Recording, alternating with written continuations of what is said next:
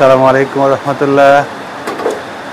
আসলে প্রবাসী জীবন তো আসলে যারা প্রবাসে থাকে শুধুমাত্র তারাই জানেন যে তাদের কীভাবে থাকতে হয়, চলতে হয়, ফিরতে হয়। তা আমরা বাংলাদেশে আসার পরে আসলে যে এখানে যারা থাকে সব কিছু অ্যারেঞ্জ করে দিলে পরেও আসলে রাতে ঘুমানোর জন্য যে জিনিসটা আসলে দরকার সেটা হচ্ছে প্রথম জিনিস হচ্ছে বিছানা।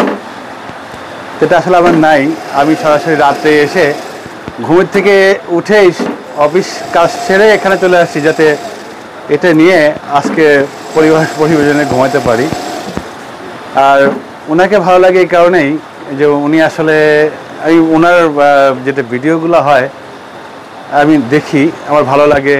উনি আমাদের প্রবাসী যারা আছে সবাইকে রেসপেক্ট করেন এবং যারা যে ফ্যাসিলিটি ওনার কাছে চায় আমার মনে হয় যেটা উনি পায়।